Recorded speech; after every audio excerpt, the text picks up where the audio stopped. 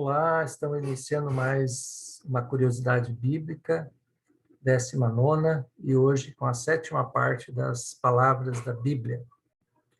E a primeira palavra que nós temos é seara. Ora, acontecendo atravessar Jesus em dia de sábado, as searas e os discípulos, ao passarem, colhiam espigas. Marcos 2:23.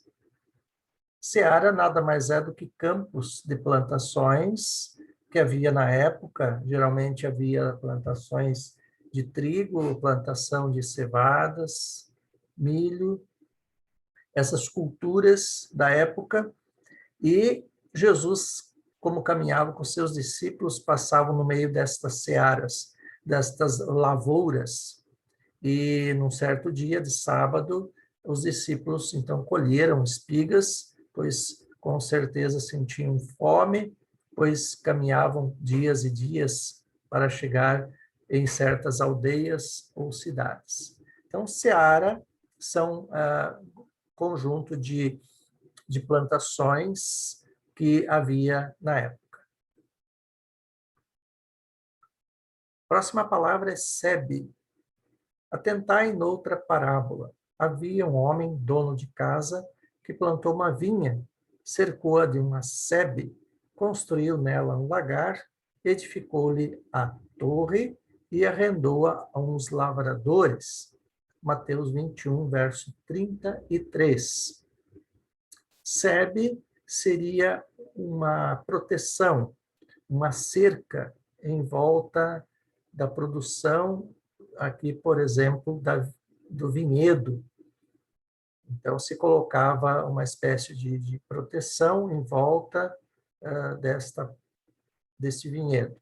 E a gente já viu que havia sebe, havia, aliás, o lagar, que era um depósito de água, provavelmente para irrigação, e também a torre. A torre era construído para que houvesse vigilância, para que não houvesse roubo dos produtos e da plantação que fora ali conservada e protegida pela própria sebe, né? A cerca, e aqui nós temos nessa figura uma cerca viva.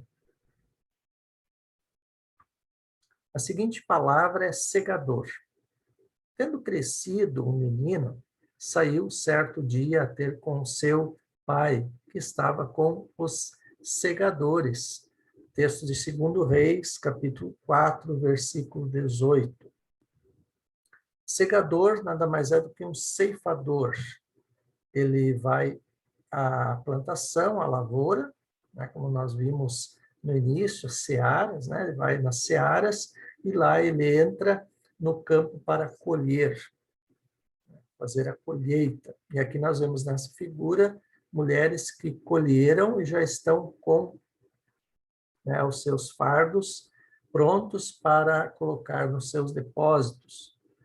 E assim nós vemos muito no texto de Ruth, né, que próprio Ruth saiu atrás dos segadores para colher as espigas que caíam. E Ruth, então, era também uma pessoa que colhia, né, uma segadora que estava atrás dos segadores que colhiam, provavelmente, cevada ou outros produtos. A seguinte palavra é seixo, porque o Senhor Deus me ajudou, pelo que não me senti envergonhado. Por isso fiz o meu rosto com um seixo, e sei que não serei envergonhado. Olhando aqui, nós vemos que há um pavimento com pedras. Nós temos, naquele período, as estradas, elas eram pavimentadas para que pudesse ser trilhada e cavalgada e usar as suas carroças para que não tivesse buracos e assim por diante. E seixo significa isso, a proteção contra os desníveis, os buracos. E assim é que o texto fala em Isaías, que o rosto será como um seixo, será o rosto protegido, guardado, né? E assim também é esta palavra aí que está sendo colocada, né? No caso, a pessoa não será envergonhada porque estará protegida pelo próprio Deus. A seguinte palavra é serafim. Serafins estavam por cima dele, cada um tinha 6 asas, com 2 cobria o rosto, com 2 cobria os pés, e com 2 voava. Isaías 5, verso 6. Serafim é uma classe de anjos. Nós temos os arcanjos, como Gabriel, que era anunciador, né, de mensagens do próprio Deus. Nós temos os querubins, que também encontramos nos textos que falam sobre a Arca da Aliança. Eram os anjos que cuidavam do Jardim do Éden. E esses serafins são anjos alados também, com 6 asas, e que são purificadores através do fogo.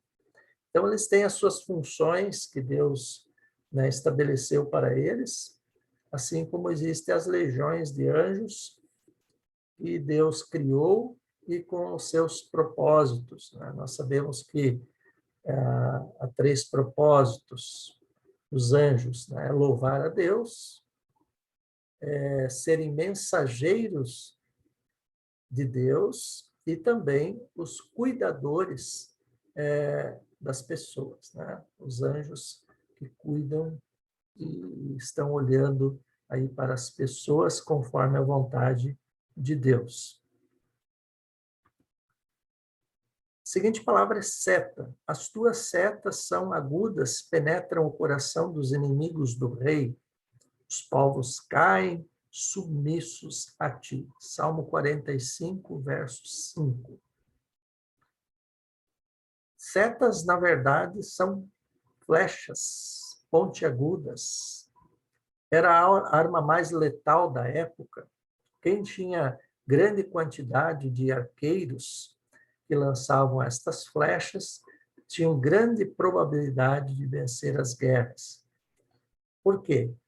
Porque havia, então, a ação do inimigo, onde invadiam, ou através nos palácios das muralhas, e os guardas ficavam, né, de vigia, cuidando, e aí lançavam as setas ou as flechas para atacar os seus inimigos.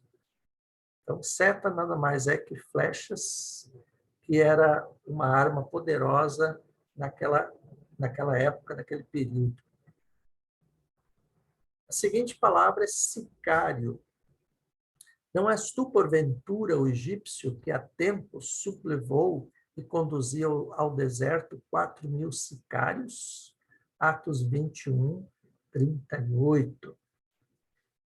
Sicário, ele tem 2 conotações. Podemos dizer que sicário é um guarda-costas, alguém que é armado, tem uma adaga, que está a proteger alguém, né, no caso de uma ameaça.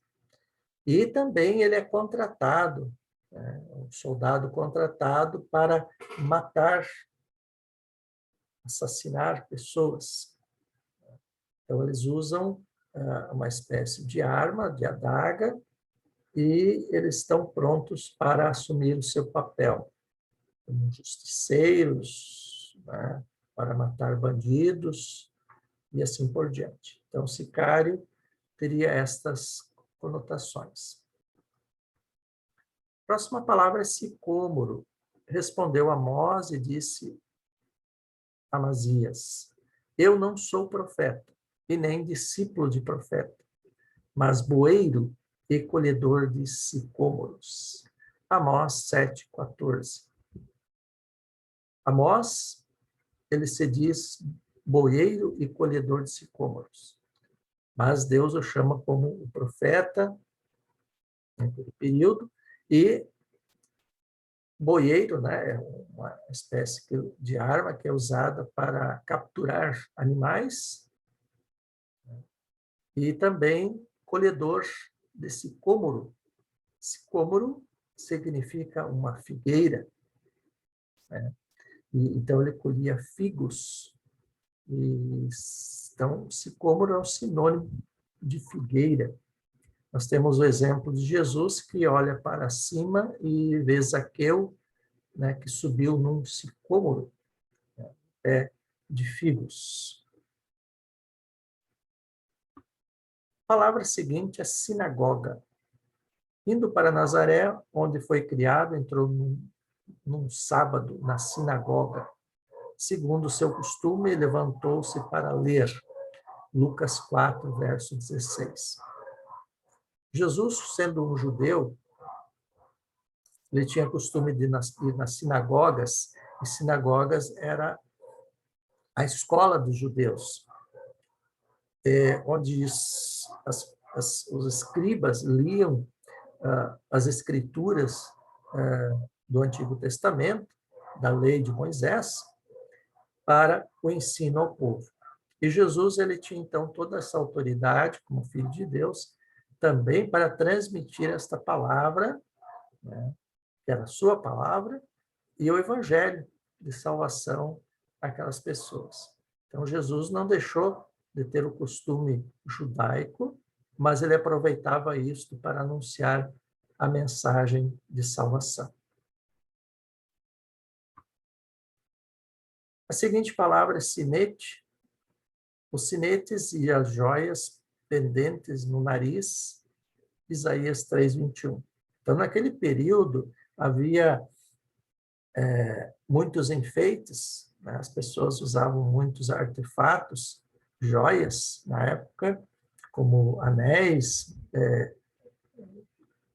pulseiras, colares, e assim por diante.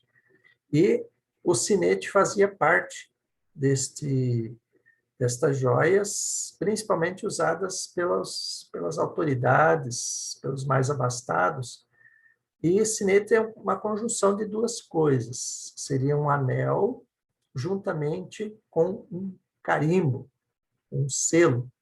Então, ele se usava para, né, selar cartas ou documentos com o seu anel, mostrando que aquele documento ou aquela carta estava registrada por aquela pessoa, por aquela autoridade.